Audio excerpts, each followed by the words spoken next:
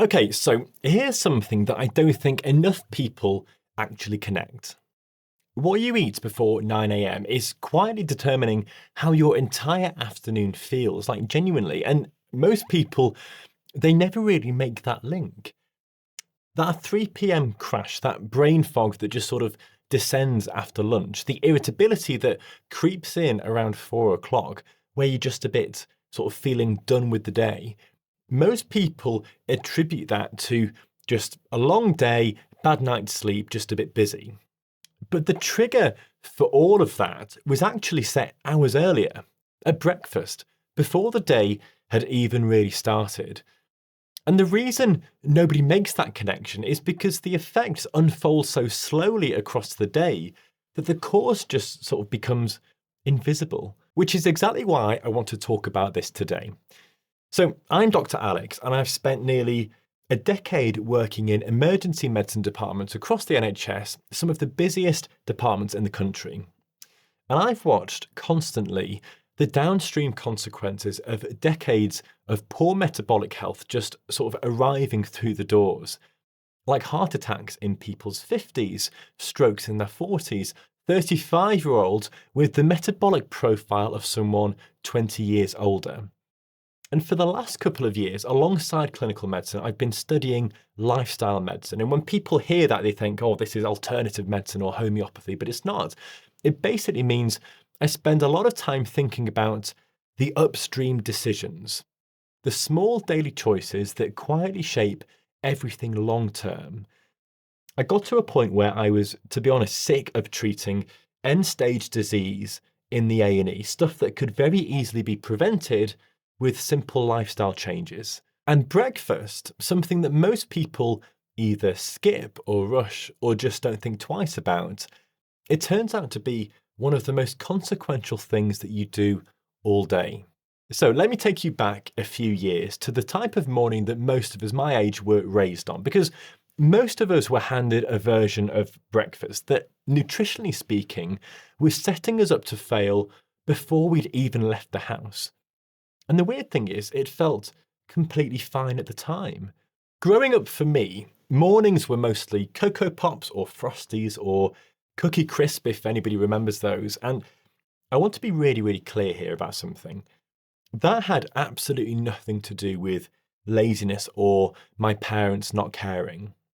My parents were the best parents ever. They loved us, well, they still do love us so much. My parents cooked everything from scratch for our evening meal, as most parents did, to be honest, back then, every evening. But breakfast was just cereal, because that's what breakfast was back then. That was the cultural default. The supermarket aisle was full of brightly coloured boxes, all positioned as fuel, as energy, and as the healthy start to the day. And there was just no obvious reason to question any of it at all. And then as the health trends shifted through the 90s and early 2000s, Cocoa Pops gave way to things like Special K or shredded wheat. And that really felt like progress, right? Like we'd finally got the message. But that shift actually captures the entire problem. Some of you will remember this. There was a television advert that claimed that you could drop a gene size, or two, I think it was, drop a gene size, drop 2 gene sizes in 2 weeks by having 2 of your meals replaced with Special K, which was a high carbohydrate cereal. And the country just sort of nodded along with that, because the idea that fat was the enemy and carbohydrates were neutral or even beneficial had become so embedded that a brand could run that campaign with a completely straight face. And that confusion didn't just emerge spontaneously. It was the product of decades of industry-funded research and lobbying and dietary guidance shaped by corporate interests rather than independent science. Our collective misunderstanding about sugar and refined carbs was, in large part, manufactured. And breakfast cereal sat right at the centre of all of that. So what actually happens when you eat sugar in the morning? So when you eat something high in refined carbohydrates like cereal or toast with jam, specifically white bread, a fruit smoothie or porridge loaded with honey and dried fruit, or granola from a bag with a mountain on the front of it. All of that breaks down really, really fast inside you. And I mean super, super fast. We're talking within minutes of hitting your digestive system because refined carbs have already had the structural complexity stripped out of them. Things like the fibre, the protein, the fats that would normally slow everything down. So there's basically nothing left for your body to work through. It's essentially pre-digested in a way. Glucose floods into the bloodstream really quickly. The pancreas sitting just here fires out insulin, whose job is to move that glucose into cells for energy. And that's normal. That's exactly what's supposed to happen. But the issue is the scale and the speed of all of that, specifically first thing in the morning. Because after an overnight fast, the body is in this particularly sensitive state. There's no food already in the gut to slow anything down. Insulin sensitivity is elevated, which sounds like a good thing, right? And in many ways, I guess it is. But what it also means is that glucose hits the bloodstream faster and more sharply than it would at literally any other point in the day. Think of it like this. Your body has been in a kind of quiet overnight mode. Fuel stores are lower, and the moment glucose arrives at breakfast, it gets processed at rapid speed. Now, breakfast typically produces the biggest glucose spike of the entire 24-hour period, and what goes up sharply typically comes down sharply as well. 2, maybe 3 or 4 hours after a big carbohydrate breakfast, blood sugar drops. And that drop, that is the mechanism behind the mid-morning hunger that feels weirdly disproportionate to how recently you actually ate. The cravings, the concentration that suddenly just becomes effortful. We've all had this. I can vividly remember at school getting to about 10 a.m. and becoming super, super hungry. And it was only a couple of hours after I'd had this big bowl of cereal. People experience this as normal, as just how mornings go. But every single one of those symptoms is a direct physiological consequence of the glucose curve that started at breakfast. Now, alongside this, the initial sugar hit activates the brain's dopamine reward system. There's this brief lift, this sense of energy and pleasure. But that's a neurological signal, not actual cellular fuel. It's your brain going, oh great, energy is coming my way. But the reality is that the energy is already peaking and about to crash. The brain gets a reward response that doesn't really correspond to what the body is actually receiving in terms of sustained usable energy. So subjectively, you feel like the breakfast worked, but the physiology tells a completely different story. Now, forgetting about all of the immediate stuff for a second, there's a longer term dimension to all of this that I think doesn't really get enough attention. So repeated large sugar loads across years and decades place chronic stress on those things called your mitochondria, which are the structures inside every cell that produce usable energy called ATP. And I think the mitochondria are honestly one of the most underappreciated things in the whole health conversation here. So most people vaguely remember them from school biology as the powerhouses of the cell and then never really think about them again. But they are literally the reason you have energy to do anything. Every single thing that you do, like thinking or moving or breathing, is powered by mitochondria. And when they're consistently exposed to glucose overload, their efficiency degrades over time. It's a bit like running an engine constantly at maximum RPM, having the accelerator to the floor all the time. Eventually, the output drops and the whole system just becomes less efficient. The car will suddenly break at some point. And this is one of the proposed mechanisms behind that kind of persistent low-grade fatigue that people just normalize. Oh, I'm just getting older. I just always feel a bit tired. I'm not a morning person. These things don't really announce themselves dramatically. It accumulates slowly, which is exactly what makes it so easy to blame on everything except the actual cause. And alongside that, repeated glucose spikes drive chronic low-grade inflammation. And I've banged on about this many times in previous videos. Now, inflammation in the short term is fine. It's how your body heals a cut. It fights infection. It deals with an injury. If you imagine you cut your finger, within a couple of days, the edges will become hot and inflamed and red, and that's your body trying to heal it. That's acute inflammation, and it's completely necessary. The problem is chronic inflammation. Chronic means long term, and this is the kind that never really fully switches off, that just sort of smoulders quietly in the background. It's a process that operates beneath the threshold of symptoms for years and years, sometimes a decade, before it becomes visible as actual disease. And we see this really clearly in the cardiovascular research, in metabolic data all around type 2 diabetes. Silent damage accumulating long before any diagnosis. Now, population studies, which are the big ones, tracking people over many, many years, consistently show that people whose diets are built predominantly around whole, minimally processed foods live meaningfully longer, like years and years longer. Some analyses put the difference at up to 8 to 10 additional years, not from any single choice, but from the compound effect of daily decisions made across decades. That's the timescale chronic disease operates on, and it's the exact same timescale that breakfast decisions operate on as well. So what does whole food actually do? So most nutrition conversations are framed around restriction, what to cut out, what to avoid, but whole, minimally processed food actively improves physiology rather than just avoiding harm. And that distinction really matters. Whole foods improve endothelial function, the health of the inner lining of your blood vessels, which governs things like blood pressure, clotting, long-term cardiovascular risk. And endothelial function is one of those things that sounds really technical, but is actually really simple when you think about it.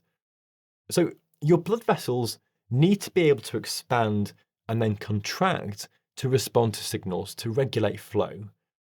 When that lining is damaged or inflamed, it stops responding properly, and that's where you start getting the conditions that lead to heart attacks and strokes.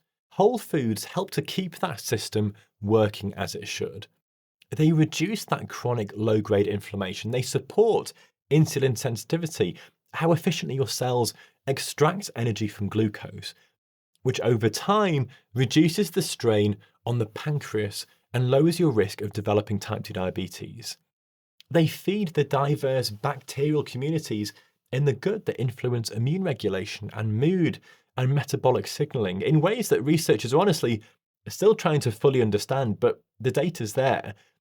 Because the gut microbiome is genuinely one of the most exciting and rapidly developing areas in medicine right now. And there's, I think, 2 videos that I did a few weeks ago that I'd really recommend watching after this. Anyway, back to the point. So we are finding connections between gut health and things that seem completely unrelated, like anxiety, autoimmune conditions, even cognitive function.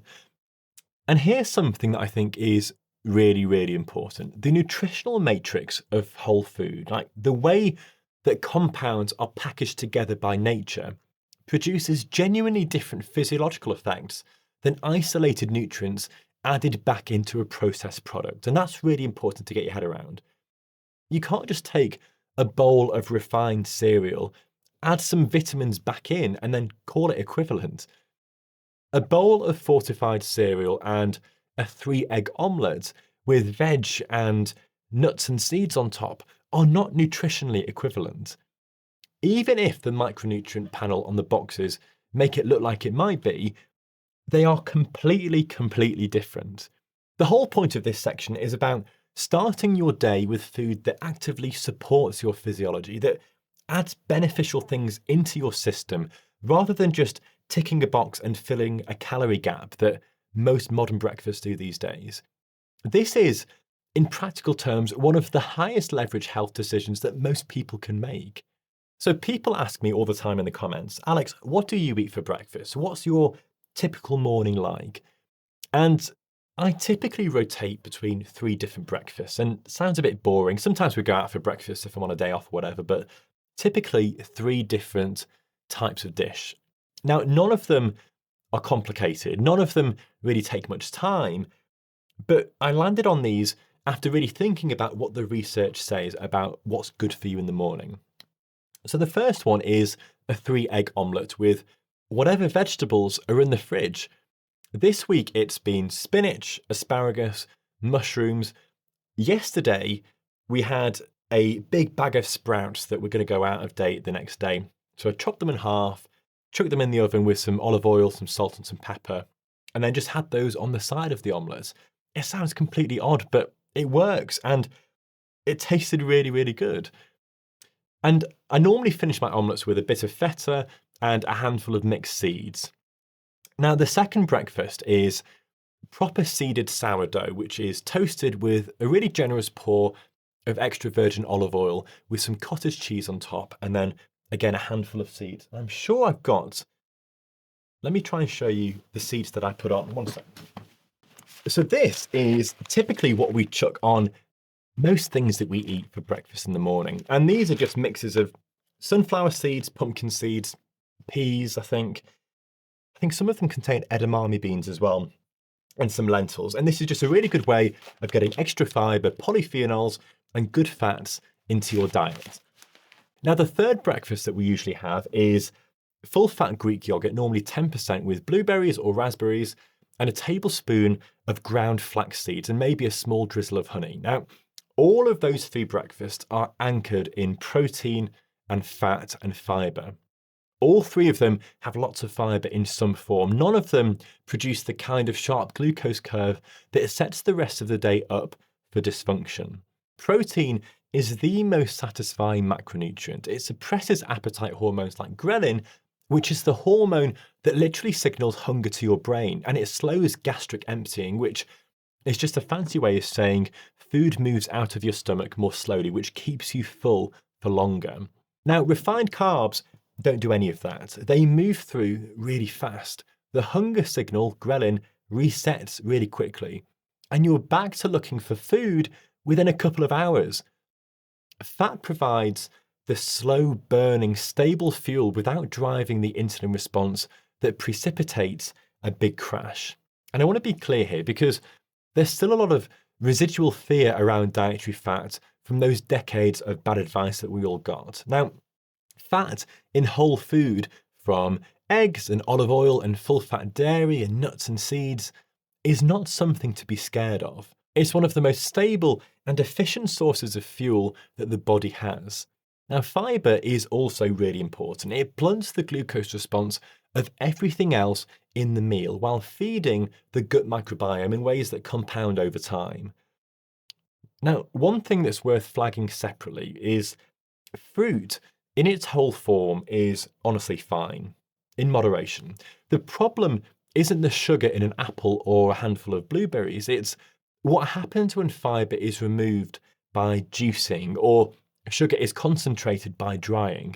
Now, a glass of orange juice and 3 whole oranges contain roughly the same amount of sugar, but the juice delivers it to the bloodstream almost instantly, while the whole fruit, those 3 oranges, is slowed significantly by its fibre content, because the fibre essentially acts as a physical barrier that slows absorption, which is exactly what you want.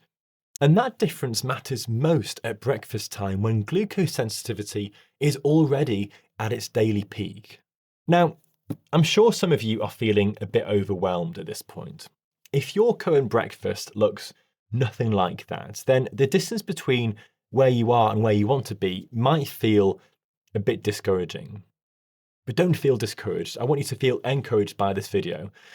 So an overnight transformation isn't a goal. It's not realistic for most people. The direction matters more than the destination, at least in the short term anyway. So adding eggs to whatever you already eat is a meaningful step. Swapping orange juice for the whole orange is a good step. Moving sweetened cereal to full-fat Greek yogurt with some berries and maybe just a sprinkle of granola, that's a significant step. And if overhauling the whole meal feels like too much, then that's okay. But there is one adjustment that genuinely makes a real difference without requiring you to change anything at all, which is eat protein and fat first. and then carbohydrates at the end. What the research says is that eating in that order meaningfully flattens the glucose curve compared to eating those same foods in reverse. And the reason this works actually sort of makes sense when you think about it. So when you eat protein and fat first, they trigger the release of hormones that slow digestion and prime the body to handle glucose more gradually. So by the time the carbohydrates arrive, the system is already in a much better state to process it. The same meal, different order, different metabolic outcome. Almost no extra effort required. And if you do intermittent fasting and your first meal comes later in the day, then the timing doesn't change the principle. Whatever you eat first, whether that's 6 a.m. or midday, whatever you eat first sets the trajectory for the hours that follow. The same logic applies regardless of the time on the clock. And if you want something sweet, then rather than building the meal around it, treat it in a way that many cultures already treat dessert. Something that comes after protein and fat, not before. Eaten at the end of a meal that already includes fibre and protein, the glucose response to something sweet is substantially lower. It's a small adjustment, but it's a real physiological difference. So just to make this really concrete, just say that your breakfast is a typical full English and you're not ready to change what you're eating yet. Fine. Instead of starting with the toast, eat the eggs and the bacon first, then the beans, then if you want the toast, then have it all at the end. That's it. It's the same plate, the same food, just a different order, but it will have a difference on your glucose spike. Or say that you're someone who has Greek yogurt with some granola and a bit of honey. Instead of mixing it all together straight away, eat most of the yogurt first and then add the granola on top afterwards. The yogurt delivers the protein and the fat, but the granola and the honey come after, and your glucose response to that meal looks completely different. Again, it's the same breakfast, but a completely different metabolic outcome.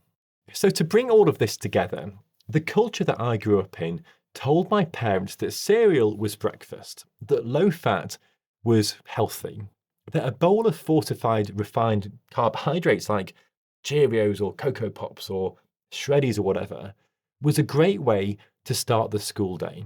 They were doing exactly what the environment told them was right. The sign said nutritious, the adverts said they were all healthy, the guidance said carbohydrates were the foundation. And none of that was arrived at independently.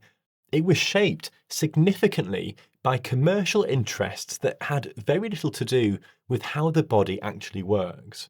These days, the science is much, much clearer, that we don't have to wait for the culture to catch up. The data on glucose dynamics and mitochondrial health and satiety hormones and gut microbiome function, long-term metabolic outcomes, it all points in the same direction. A breakfast built around protein and healthy fat and fibre and whole food creates a different metabolic trajectory for the entire day, and this is so important for school kids. And part of that means fundamentally shifting how we think about breakfast in the first place. Because we've been conditioned to see it as something that should be effortless and sweet and instant, but that's not how the longest living populations in the world eat. Nobody in Sardinia is grabbing a bowl of cereal. Breakfast for most of human history looked a lot more like a small meal than a pudding. Getting comfortable with preparing something savoury, something that takes 5 or 10 minutes, that mindset shift is actually part of the change. And across a lifetime of daily decisions, that difference accumulates into something that genuinely really matters for your health. One morning at a time, that's where the long-term health is actually built for a lot of people.